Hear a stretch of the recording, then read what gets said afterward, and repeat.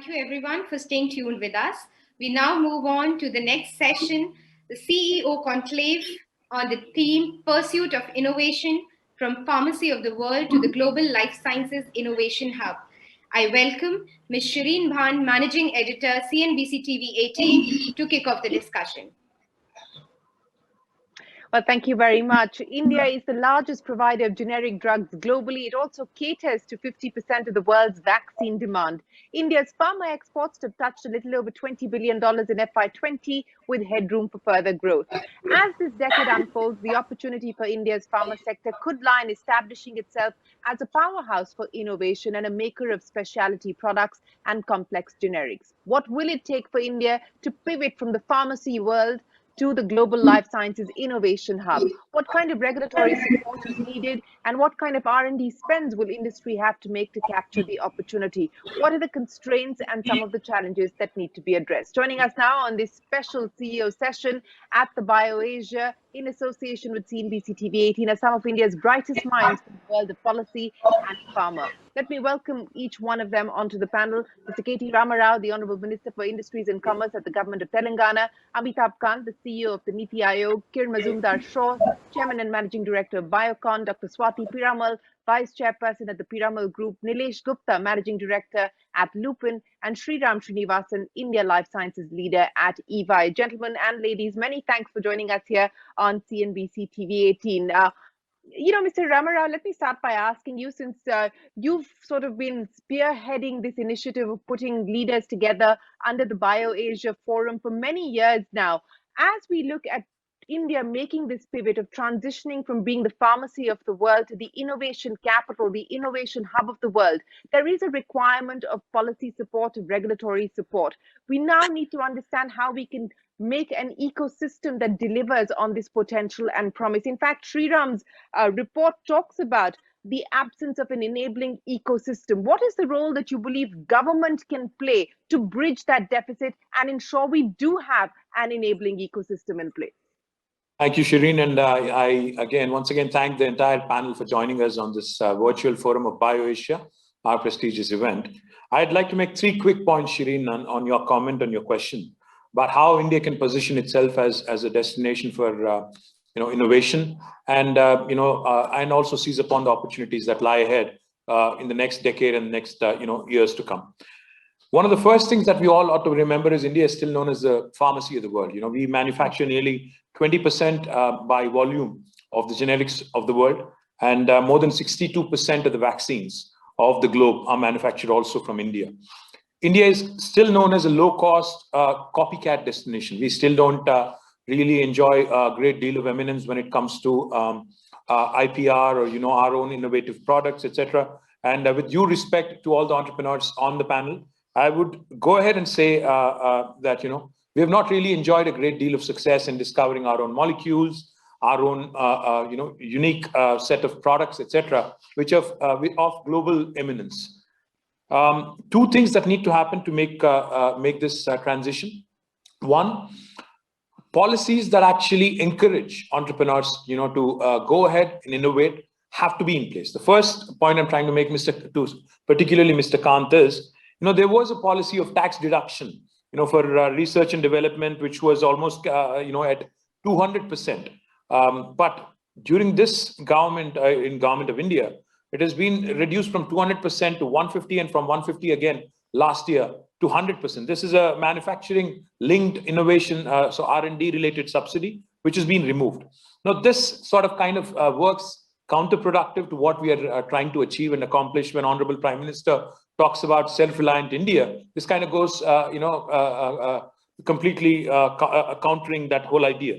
Now, if we are able to incentivize industry to invest more in research and development, and also at the same time ensure, because when it comes to Indian industry and when it comes to our government, our policy support with respect to IP is also considered rather weak. Now, these two things, I think if we can combine them, and if we can create from the government side, be it the state or the center, make a combination of incentivizing further research and development and also protecting IP in a very robust manner, I think this will help us achieve what we are trying to achieve. Now, the last point I'd like to make on this point, I think the wonderful opportunity that lies ahead for us is particularly on the intersection of different verticals. For instance, in Hyderabad, we are very strong in information technology and also in life sciences. Now, the intersection between information technology and life sciences is a very exciting opportunity. In fact, if you use a specific sector like artificial intelligence technology to analyze and interpret, the genetic information and a lot of research that goes on all the data that gets mined, we will be able to, in fact, cut short, the whole process of discovery, drug discovery, and we should be able to come out with something of our own. In fact, one of the discoveries that I'm very proud of from Hyderabad recently is a drug called, I have to spell it right, so I've written it down. It's called umbralisib, I think it is called umbralisib, from a company called as Incogen. And it is the first molecule to have been approved by the US FDA, and it's the first of its kind in India. So this sort of path-breaking discoveries can happen by good policy support and also strong IP, and at the end of the day, again, exploring all these new exciting technologies. Okay, thanks very much for those initial comments and to set the context for some of the issues that we intend to discuss. But let me take that point straight across to Mr. Kant. Mr. Kant, that was a shot that came in from the state government of Telangana to the Niti Aayog sitting at the center saying that, look, more policy support is needed and perhaps the center will need to do the heavy lifting when it comes to policy support. The, incentivization through tax benefits, especially for R&D, is not a new ask. This has been something that industry has been asking more of. In fact, they have been protesting against the withdrawal of some of the incentives linked to R&D investment. I'm just taking a look at the numbers. R&D as a percentage of sales at about 6%, whereas in the developed world, it's about 20%. Now, the government's argument has been, and I've had the chief economic advisor and many others on a panel, which Kiran Shaw was also a part of, suggesting that, look, we've done our bit. Industry now needs to step forward and do the heavy lifting when it comes to spends. Don't wait for tax support, tax incentives. Mr. Kant, how should we address this issue? So, Shireen, we had this 200% tax incentive earlier. The experience, let me say, was not particularly happy. And in fact, some studies reveal that actually it had led to some misuse. But I'm a great believer that R&D is critical for greater value addition. And actually, my belief is that the present pandemic has really brought out the best in our pharmaceutical sector. We've had a host of innovative solutions during this period, and a whole new space of digital health, artificial intelligence, machine learning has opened up in the health sector. And therefore, I think we should expand our horizons to deliver really quality products and get into greater value addition as we go along. There is a need for greater innovation and R&D in the sector. And I think the private sector really has to take the lead in this, because my personal belief is that it's not the government which will deliver top-class new products and moving into greater value addition, but it's the private sector. We already have over 50 bio incubators in India. More than 130 products and technologies have been deployed in the market by BIRAC. But it's very important that we've now come out with a whole range of schemes to promote development of medical device parks, bulk drug parks. We've come out with a production-linked incentive scheme for pharmaceutical sector for over 25,000 crores to boost innovative drug development in various categories, including biopharmaceuticals, orphan drugs, complex generics, anti-cancer drugs, anti-diabetic drugs, medical devices, and active pharmaceutical ingredients.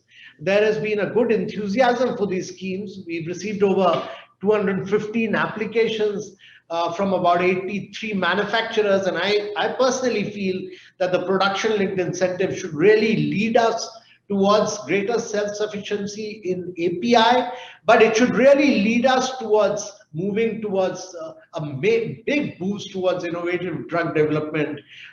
This will really be the key.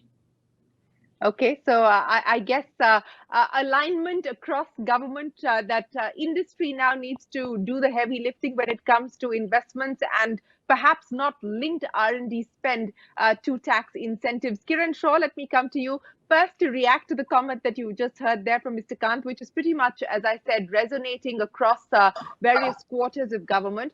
And two, if indeed complex generics, biosimilars, etc., are opportunities. These are opportunities that you at Biocon, for instance, are focusing on. You've managed to commercialize 5 out of 28 biosimilars. What more is required for us to be able to make this pivot, to make the transition? So, Shireen, I think both Minister Ramarao and Mr. Kant have made some very pertinent points.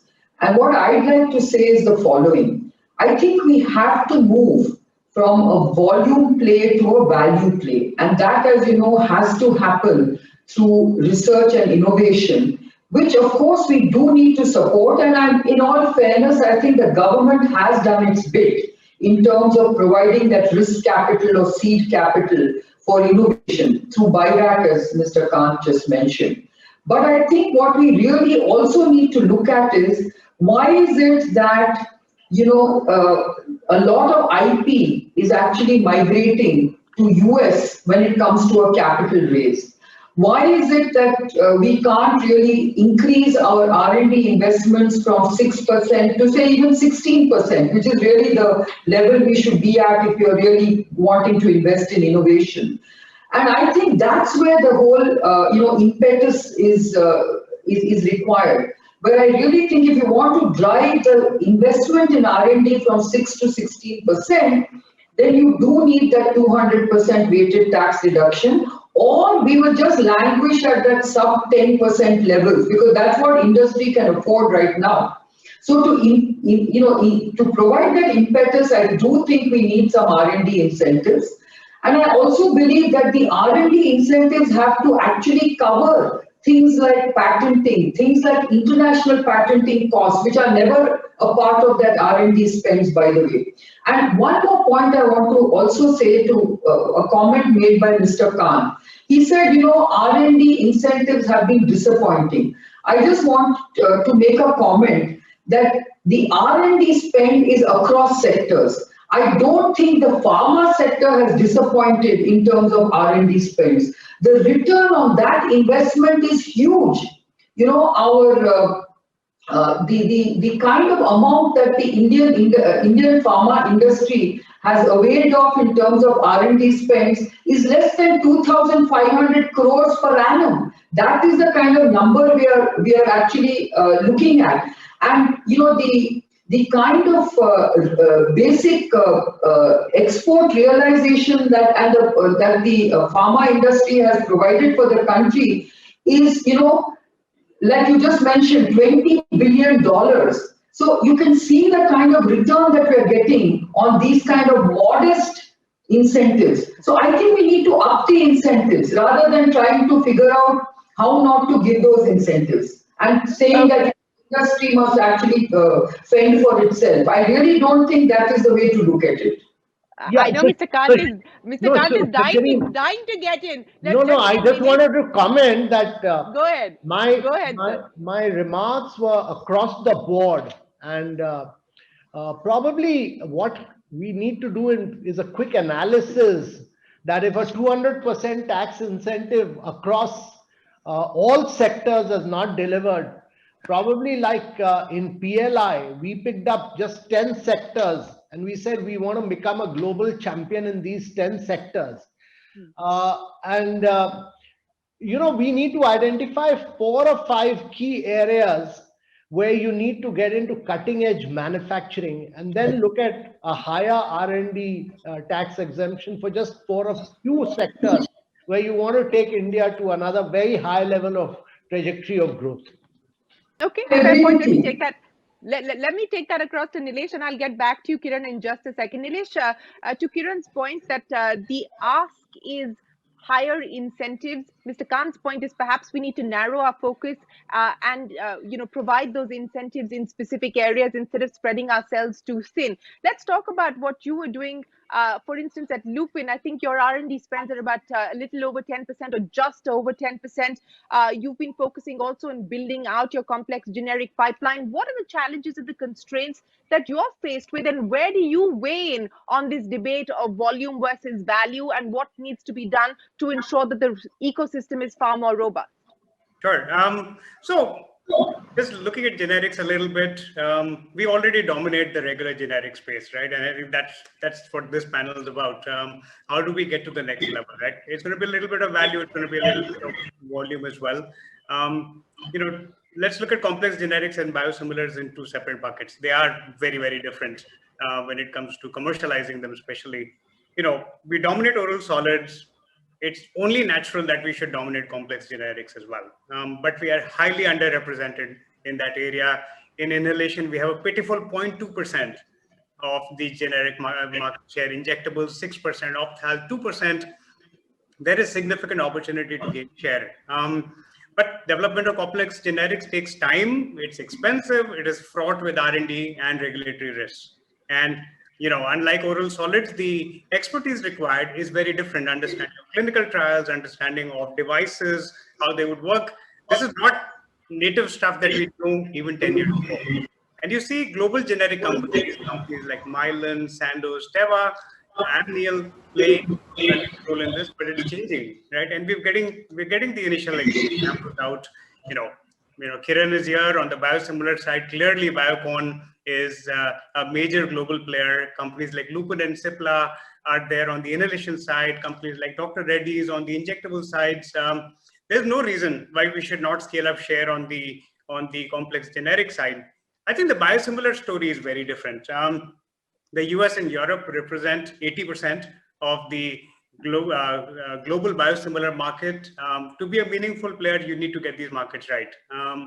And the Indian presence is fledgling at best at this point of time. And outside in, people clearly see biosimilars as the next big opportunity for generic companies.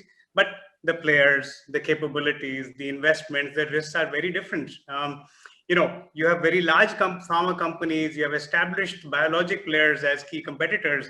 The big generic players are not necessarily the big biosimilar players, and vice versa. Being a big biosimilar player does not give you a right to be a big generic player. But there is a clear emergence of 5-6 large biosimilar players. In early days, I think Biocon is clearly one of them. There's no reason why there couldn't be one or two more out of India. If you take a cue from Korea, they have 43% of the global share on biosimilars, and they built it. They built it with a very clear plan just 10 years ago. They started from scratch 10 years ago, and they built this share with a clear plan that I think their stated interest was 23% share. They're doing better than that. There was a clear GDP goal there. There was a clear employment goal there as well. And I think biologics and biosimilars is an opportunity to do that volume, that job creation, that income generation as well.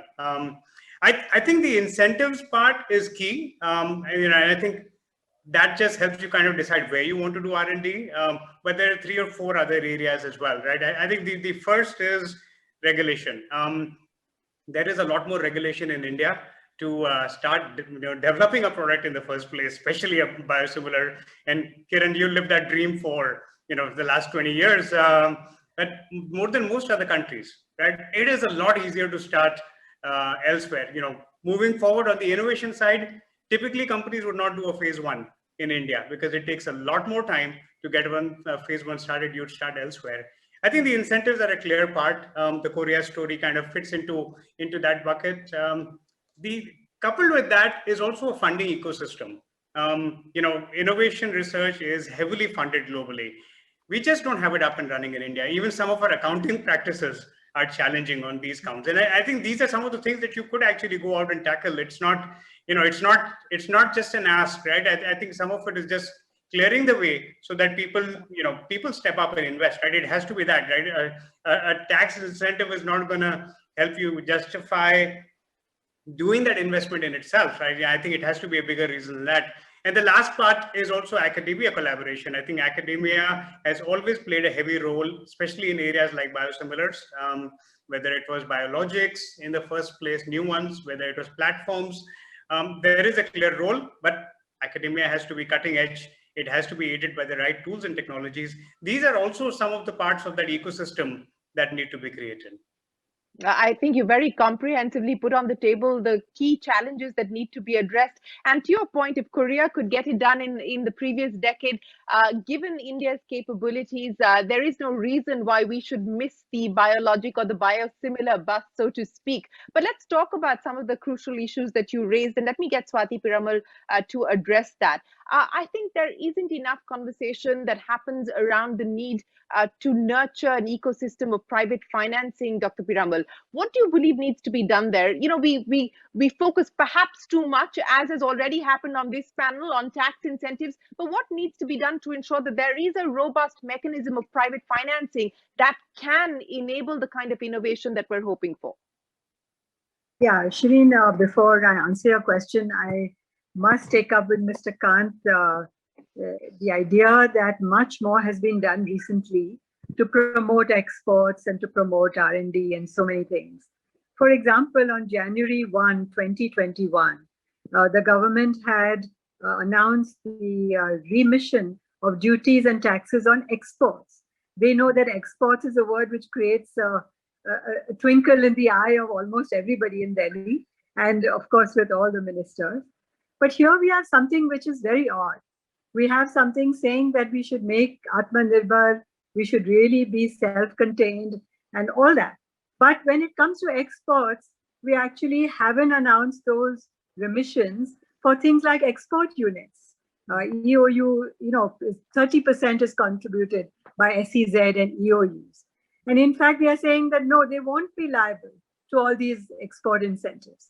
So that's odd when we say that exports should actually be liable to benefit from many of the investments that industry is making. Actually, as you said, privately financing R&D and EOUs and SEZs. And that is going to go and benefit our export climate. So just this one is a burning issue, I think, for all pharma manufacturers. And I wish Mr. Kant and our Honorable Minister would take it up. I would write them a short note on what those issues exporters are facing. And I would be very happy if they could help out. The second, I think, is vaccines. We say that we are the vaccine capital of the world. There are today 21 companies which are privately funding vaccine research. This is not public funding. And actually, the 2 vaccines which have been launched in India are privately funded. And that is a very interesting aside, that when we do produce something privately, we expect return on investment. And therefore, this whole notion of price control, which is going on for many years, has to be rethought to prevent something being privately funded and then price controlled totally, because it's a new drug. So we need to think about having a balanced incentive. That means give the money for those manufacturers to invest, and after that, let them also think about how to make more money for the next innovation. And so this is something which is very vital to India. We've been fighting for it. I can't remember how many times I've been to Delhi to talk about it. And but why is a vaccine held up?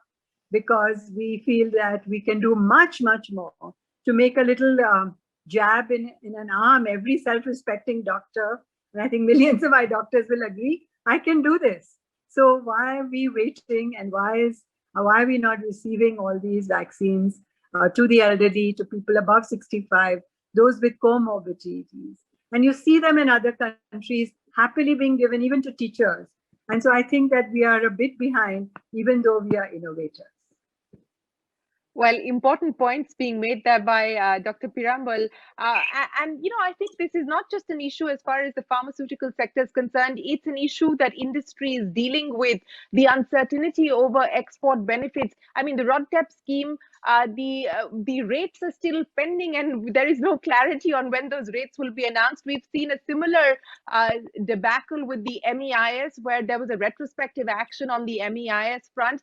Mr. Kant, important issues being raised there by Dr. Piramal, that forget incentives. Whatever has been put on the table, at least let there be clarity and certainty on what has been announced. What's your message? No, so Exactly. And that they're all privately funded. So a couple of issues have been raised, and let me put them in a perspective. First, I think a very important point was made by Nilesh, and that is about regulatory procedures, which I think is very important. And we've done a lot of work around this, and I think the government has come out with very, very clear mechanism for this, that the coordination committee will meet once every 15 days to clear all pending applications. The timelines for approvals have been greatly shortened. There have been delegation of powers to institutional committees. There's been an integrated online portal for application for research and clinical trials. And the Secretary Animal Husbandry has confirmed to me that there will be no case pending for and in the case for animal trials at all. We've got a lot of cleaning up done under that. Now, the second issue was about price control, and I'm a great believer that actually price controls really stifles in innovation, and price control should logically not be done. It should be large-scale procurement by government should actually lead to aggregation of demand, should actually lead to bringing down prices over a period of time, and the government's business should be to take care of people below the poverty line and not bother about prices, as long as those medicines are being provided to people like Mr. K.T. Ramarao or Swati Piramal or Kiran Mazumdar. They have the deep purses to buy at any price. So it's the people below the poverty line the government should take care of. And I think the government is slowly moving towards that regime. And as you've seen, the tampering on price control has declined quite radically in the last several months and over the last 1 year. Sometimes you get a regulator who becomes trigger happy, and we've tried to constantly, tell the regulators that the regulator should also work as a developmental person rather than as a mere regulator. The third issue which has been talked about was raised about ROTTEP. Now the ROTTEP is, we should understand that the MEIS scheme was done away because of the challenges from the WTO, because of it not being compliant to WTO norms. But ROTTEP is actually making it do away with all kind of taxes, and ROTTEP will be made applicable. It's just that the fixing of the rate has been that is being debated between commerce and revenue, and I think the ROTTEP rate should be announced in very shortly. That's under a very advanced stage of final discussion, but ROTTEP will definitely be made applicable to exports, because it's about making exports free from taxes. So there's no doubt that ROTTEP will be made applicable to pharmaceutical. It's just that the rate has to be announced, and that should be done very shortly. And the last issue was about which Swati raised about, was about vaccines and the speeding up and so on. And that's a whole debate and discussion which I'll be very happy to participate in. But let me merely tell you that government is fully aware and abreast of these issues and has taken a series of measures. And the government is also aware of the availability of vaccines in the country, which many people are not aware of. What is the availability and what is the demand? And depending on that, it is moving forward. And let me tell you that once it's taken a very considered, a very debated, discussed approach of going step by step. And I think probably in the next step, after it's opened up for people above 65 and for comorbidity cases, it will accelerate the pace of change. And I think we need to be a little more patient on that, just that. And let me tell you, but on the vaccine side, this issue has been discussed and debated at all levels, and I think government will take the right measures. This is my broad response to the issues raised. And let me just pick up on that last point that you made, sir, because there has been many from industry who have made representations to the government. The CII has written to the government. Mr. Premji has, at a public function, addressed this issue as well on the need to involve the private sector in vaccine delivery. Now, you raised two specific points. You said that one, there is an issue of supply and demand. Now, our understanding is that at this point in time, between Serum Institute and Bharat Biotech, there is enough supply. In fact, the government is not procuring what these two companies claim they are sitting on at this point in time in terms of stockpile. So can you address that issue? And the second issue on being able to vaccinate people 50 plus and above with comorbidities, which is the next phase. The expectation is that so far, those who are in the priority group, the healthcare workers, frontline workers, etc., the offtake has been relatively below expectation. So can the government look at advancing the next phase perhaps and opening it up to 50 plus earlier than what was expected? So if I could get your comments on both these specific issues.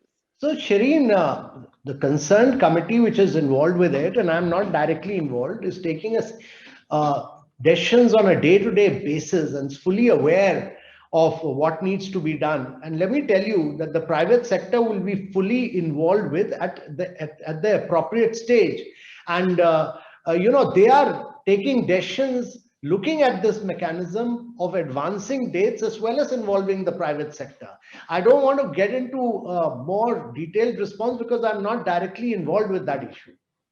Okay, fair point. Let me bring the EY consultant on the panel into the conversation. And Sriram, you put together a very interesting report as well on the opportunities as well as some of the challenges that lie for us to be able to make that pivot and make the transition. Some of the things that you talk about, the challenges that the generics business is facing, and many on this panel would agree, what we have seen in terms of the competitive landscape, the intensity of the competition weighing down on prices, erosion as far as prices are concerned. You also talk about how the world is moving towards more precision medicine, complex generics. The sales of that has increased. To Nilesh's point that India is playing a very fledgling role in that space at this point in time. What are the three priority areas that we need to focus on? I think really a lot of these points have been kind of covered by the panelists before, and I think Nilesh spoke about very well. And I think you use that word right up front, the phrase right up front, which is the enabling ecosystem. To my mind, there are like four things that are very important when you're trying to look at this enabling ecosystem. You need presence of capital, venture capital specifically in this area because of the high risk nature of the entire discovery innovation process. You need a very good startup ecosystem. I mean, if you look worldwide, most of the drugs discovered today have not been discovered by the big pharma. They've been discovered by very small biotechs whose only purpose in life was to discover that particular drug. They were developed by big pharma, but discovery was almost at the startup biotech ecosystem.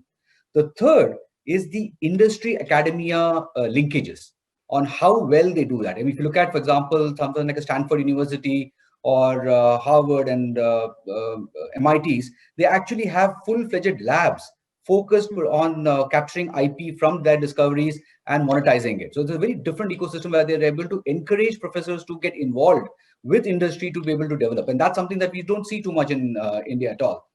And obviously the fourth part again referred to was the regulatory framework and the regulatory ecosystem. And I've discussed this in the past, even in BioAsia, that the same siloed approach that we are seeing in industry is present even in the government. So the Ministry of Health is different from the Department of Pharmaceuticals, is different from the Department of Animal Husbandry. I mean, if we have to get this right, we probably need to take almost like a moonshot challenge, saying, can I create one nodal ministry which is single point of contact for all such discovery? And within the next 10 years, can we make sure that we're having at least 10 candidates, NC or NB candidates from India? I mean, that's the kind of moonshot targets that you need for us to be able to even think about getting there. Because all of us have been in this industry for 20 plus years. And every time we think that an Indian NC is just around the corner all the way, somehow the goalposts seem to change. So I think it's very important to recognize that we talked about incentives, we talked about these things, these enabling ecosystems. These are not just they're necessary conditions, but not sufficient. You need to be able to get all of that. The fifth element, which India has a lot of, is the entrepreneurial nature. We have enough entrepreneurs out there willing to put that stake. So having one or two of these and not the others just makes it a set of necessary conditions, but not sufficient conditions. I think if you're able to get our act right across this, we should be able to do it. And someone also talked about the parallels with the IT industry. You never have to encourage people or the VCs to invest in an IT startup. They just come and do it simply because that's a far more mature, evolved scape. So which gives me the sense that if we were able to get that initial push started, it will become a virtuous cycle. The moment you find the first results coming out, you'll find promising results coming out from the various ecosystems, entrepreneurs being able to see the value of their investments and ROIs. Automatically, you're going to find a flood of things. And then I don't think anyone's going to be talking about government support. They'll probably be talking about less interference, if anything. So I think Yeah. the understanding of knowing what it takes to get that initial push is important, but also it's important to recognize having 2 or 3 at one point in time is not good enough. You need to have these 4 or 5 working in concerts, as it were, to be able to get it done. Absolutely. Venture capital, nurturing the startup ecosystem, industry, academia collaboration, a more conducive regulatory environment, and one nodal ministry for clearances, perhaps, to break the silos.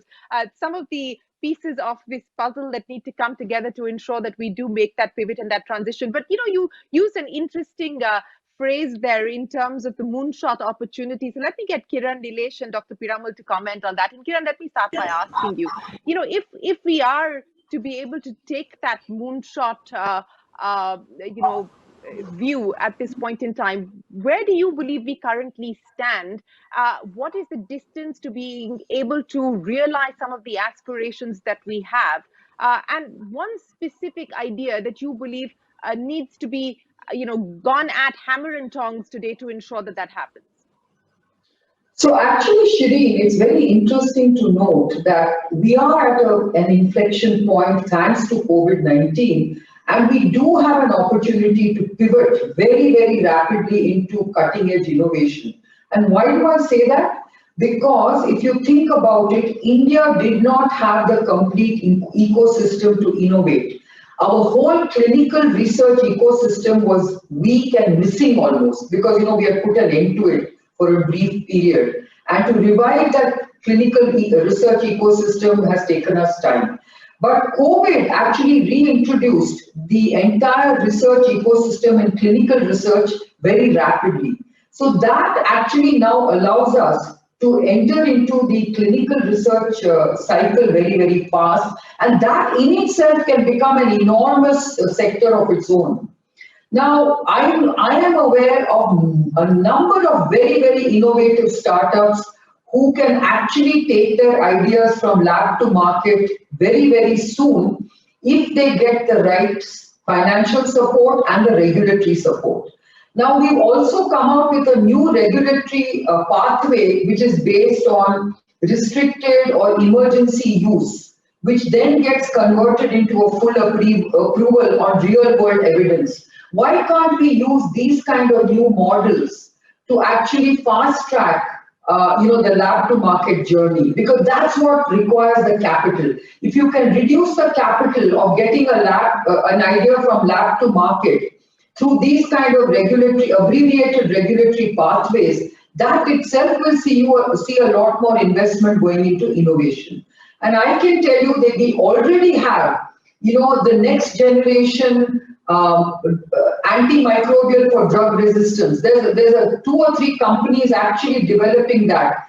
There are companies developing bispecific antibodies for addressing very, very difficult cancers. CAR T therapies, the cell and gene therapy, efforts are also underway.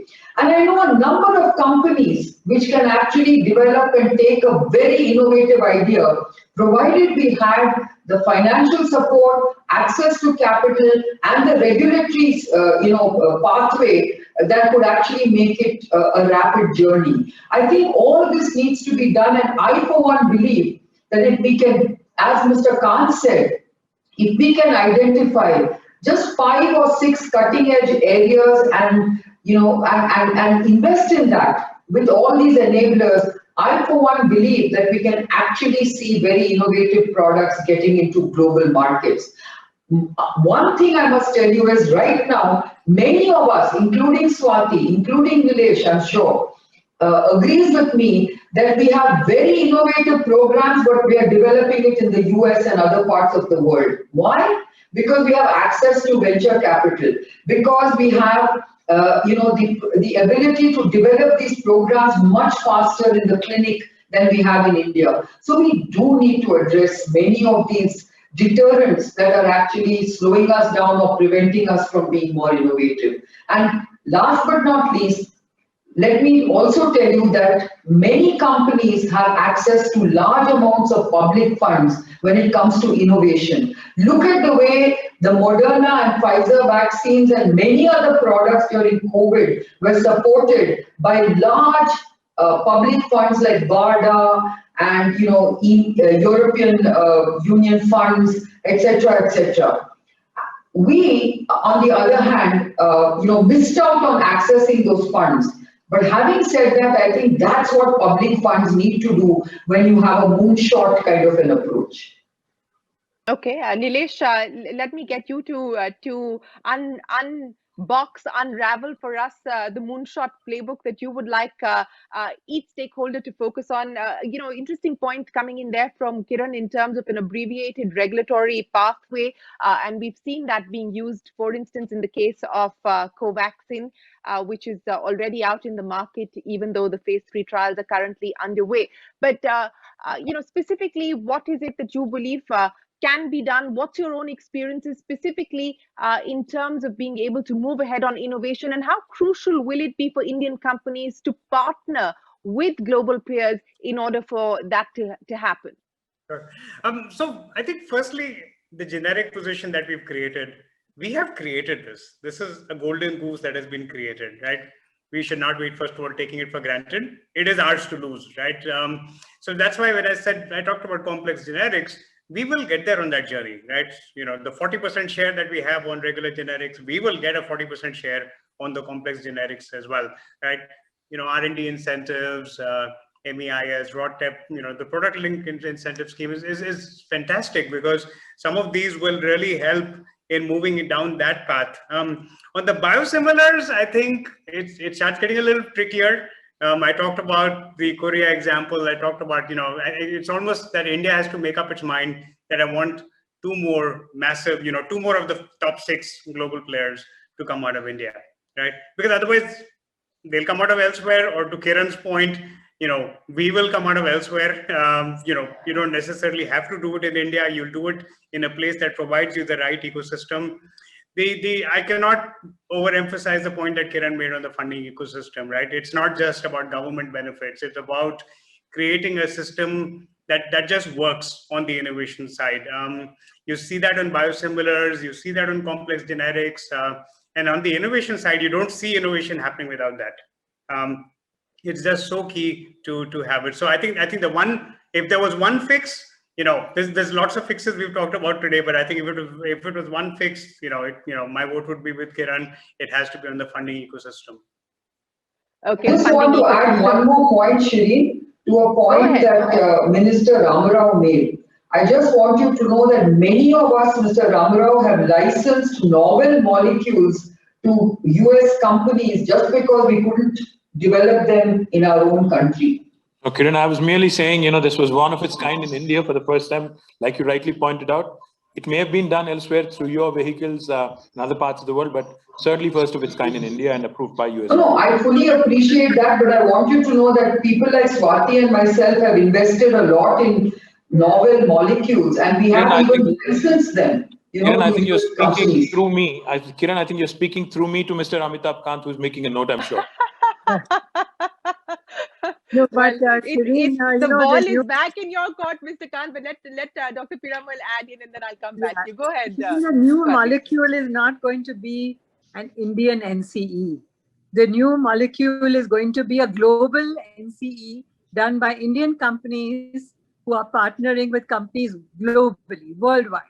So I may have a molecule invented in, let's say, a university somewhere in Germany, maybe developed in India, maybe manufactured in a third country, and it'll be all part of my plant. So it's, I think we have to take away this idea of this Indian NC, which is perhaps old-fashioned. The world has changed. And just one important thing for the moonshot is to strengthen our regulatory system. We have very few experts. We have one expert committee doing everything.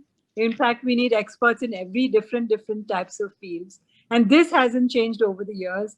And I really wish it would, because look at US FDA, it has more than maybe 5,000 employees. Our numbers are very small. And in fact, our expert committees are honorary. And so we should really invest in regulatory infrastructure. Shireen, can I step in and also put in a word on this whole moonshot opportunity? Please do. Because, I think I agree with Nilesh. I agree with all the entrepreneurs on the panel, Swati and Kiran as well. The whole biologics and biosimilars field is long gestation and extremely high risk research. We all understand that. So therefore, I think five points that really are important, really, if we really have to look at these moonshot opportunities that Sriram has mentioned. First, I think, is access to funding, both public and private. I think that's extremely important. And part of it also is, again, about my first point of some research and development linked incentives. Secondly, I would say plug and play infrastructure and also shared infrastructure, where even the competition potentially can collaborate on those opportunities where you could potentially collaborate. Thirdly, I think very, very important, policy support and incentivization, especially on the IP front, where it was mentioned cost of international patenting is extremely high. Again, that is another area which I believe government should step in. Fourth, regulatory infrastructure. What I mean by regulatory infrastructure is, as Kiran rightly pointed out, clinical research, clinical trials, everything that have been kind of put on the back burner for a bit have come to the fore because of COVID. I think now is the right time to prepare, brace ourselves for the next. I won't go to the extent of saying next pandemic, but I would definitely say prepare ourselves for providing solutions to the rest of the world. Ensure that we have these necessary infrastructure on clinical research and clinical trials, etc., right up there. Last point, focus on creating a demand for India also. Like Mr. Kant said, I think government has to play the role of an aggregator, demand aggregator. And that will also further give a further fillip to the industry to innovate more, to invest more. This whole 6% on R&D, if you really have to double it or take it to 16 or 20%, I think all of these things combined will play a very, very important role. Okay, let me now lob that ball back to Mr. Kant. Mr. Kant, you've heard what each one of the stakeholders present on this panel has raised in terms of areas that require fixing. I think the aspiration is very clear that India and Indian industry wants to be part of the global landscape when we talk about not just generics, but of course complex generics, biosimilars, biologics, etc. The question is, how do we ensure that some of the critical pieces that were discussed are put in place? Mr. Kant, you've heard what each stakeholder has had to present here today in terms of what's required from a playbook perspective. How would you like to prioritize what the government can do to ensure that this happens? So firstly, let me say that this has been a very, very positive and a very constructive interaction. And this discussion should really lead to a clear roadmap. And to my mind, the roadmap should be based on, one is that you need an enabling regulatory framework to spur innovation. In the last couple of months, we in Niti Aayog have worked with Health Ministry, etc., to do a lot of cleaning up, including on the animal testing side and speeding up clearances. If there's anything more to be done, please let us know. We'll lay that framework for making India have the best process, the best guideline, which will bring in predictability and the regulatory capacity for governance. This is important, number one. Number two, I think what came out very loud and clear was that we need to, instead of spreading our resources too thin, let us identify 4 to 5 moonshots, which the country should really be ambitious about and aim for it.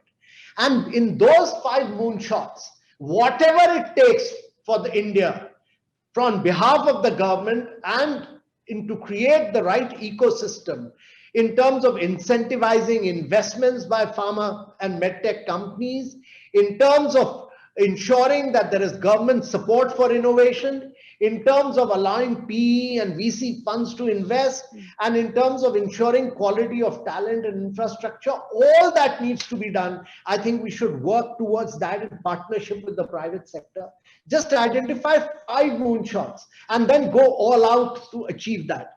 And thirdly, to my mind, there is a great need for greater industry academia linkage, because without that, you will not be able to sustain that for a very long period of time. And therefore, wherever this has happened because of an industry orientation of academic research over a long period of time.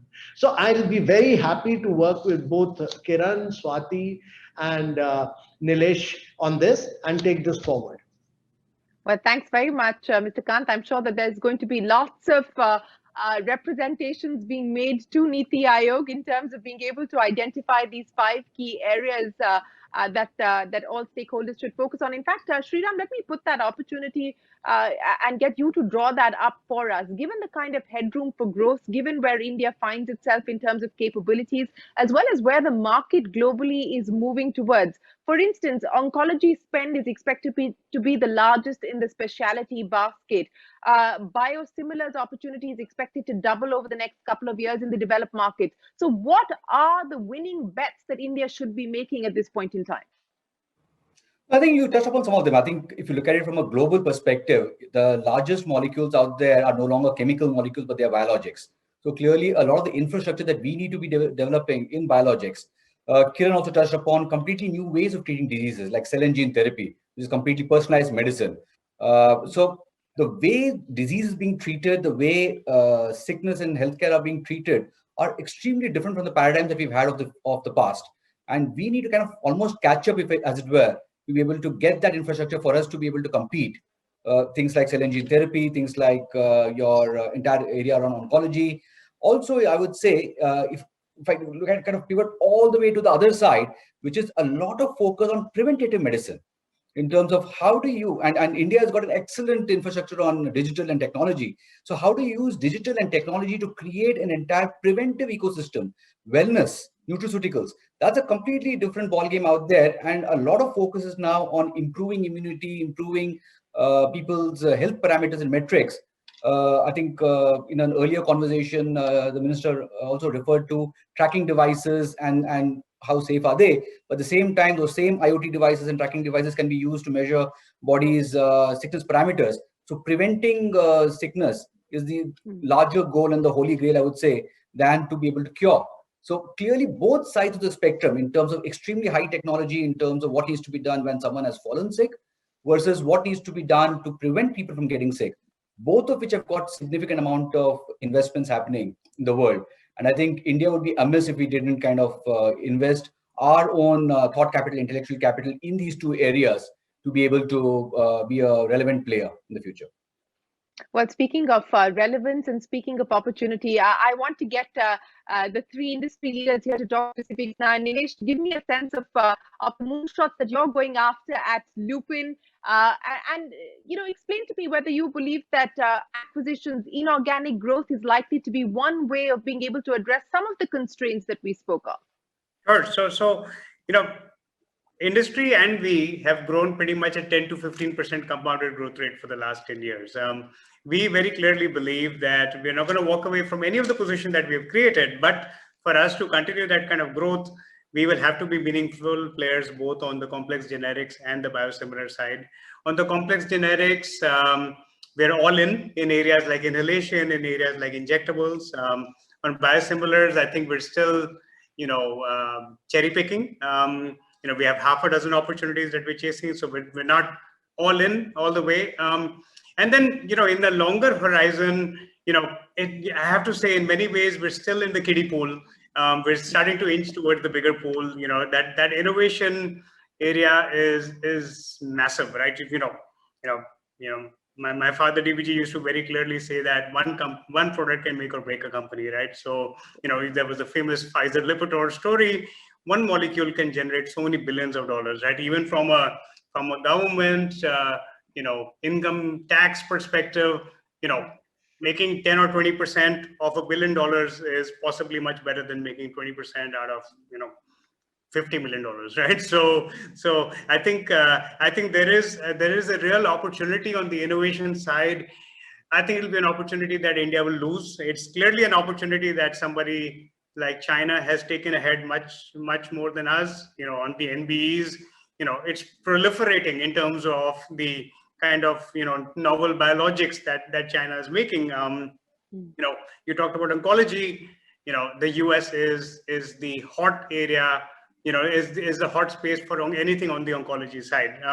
So I think if India has to play a role, I think we kind of need to pick it. But from our story, inhalation, injectables, biosimilars, and then a longer play on the innovation side. And most certainly on the innovation side, acquisitions will be a key part. Acquisitions will be a key part. Kiran, so Nilesh, all in on complex generics, cherry picking on the biosimilar side. Of course, for you, you're all in on the biosimilar side, Kiran. What's the moonshot that you're working towards? Well, we see ourselves as being one of the largest insulin players in the world, and I want to aspire to a huge market share just in insulins.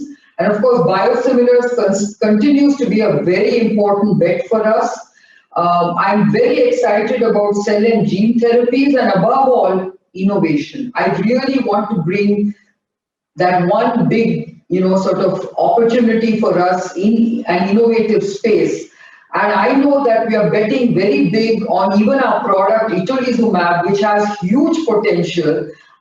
We've licensed it to a US biotech company, but we also have other licensing rights for other parts of the world. And we are now going to invest in developing that product for many, many indications that are unmet and can make it into a large opportunity for us. We also set up a very innovative, oncology company in Boston with, bispecific antibodies, which I'm betting on. So lots of things to do, Shireen, but I just want India to innovate. I want to put India on the map of innovation. That's my last kind of swan song, if you might call it that. Well, no swan song just yet, Kiran. Long distance to go. Swati Piramal, putting India on the innovation map. Do you believe that it's likely to be a 5-year story, a decade story? What could be the tipping point? Well, Shireen, companies like ours, we are a diversified conglomerate in pharmaceuticals. We have 12 US FDA plants, which are actually approved plants, which are not in India. And we do critical care. Almost every hospital in the US uses my products, including those in 100 countries. So I feel that we are already there. We have a suite of more than 250 patents and so on. So I think that where it's new and exciting for us is to attack areas like inflammation, to attack information like critical care, where people are very sick. We saw that in COVID. And understanding that and really getting to the bottom of it and making sure that they survive.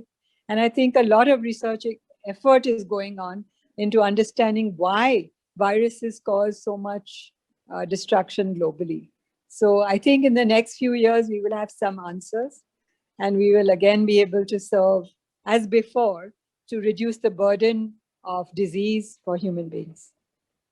Well, we certainly hope that is the case. Mr. Ramada, I'm going to give you the final say as the host of BioAsia. So, you've done a lot of the heavy lifting in terms of setting the agenda for Mr. Kant. But what can we expect on your behalf in terms of supporting this aspiration?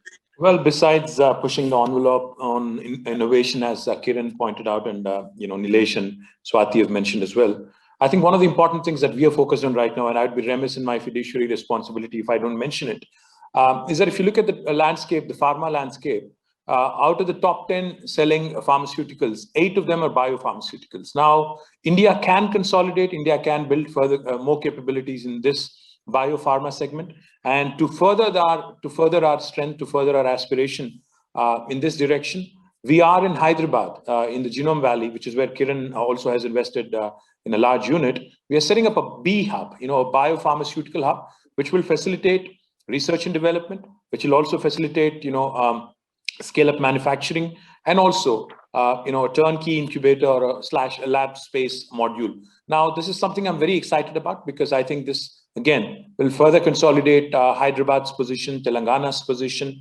as a premier life sciences destination. As much as Kiran would, like to believe that Bangalore is the place, I would love to believe that Hyderabad is the place, and I would love to, believe that between Hyderabad, Bangalore, and Ahmedabad, and several other destinations, we can make India a very strong and robust investment destination for the life sciences spectrum. So medtech, life sciences, generics, complex generics, biosimilars, biologics. I mean, I can go on and on, but the fact is, the opportunity is huge. And yes, all the things I have mentioned, the regulatory framework, the incentivization, etc. All of those also have to be, worked out between government of India, between the states, between the private sector, between all the stakeholders.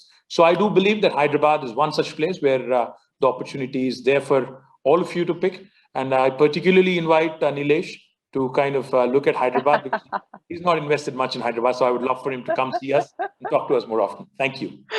Right. So Nilesh, that's a direct invitation to you to move to Hyderabad. But Kiran Mazumdar-Shaw, Dr. Swati Piramal, Ms. Amitabh Kant, Nilesh Sriram, and Mr. K.T. Ramarao, many thanks for joining us here to help us understand what the playbook should look like. The opportunity is immense, but there is no time to waste. India can no longer afford to play catch up. We must move the needle, so to speak. Many thanks for joining us here on this very special conversation. My colleague Archana Shukla is going to be taking forward the next round of conversations here at BioAsia. For now, many thanks for watching.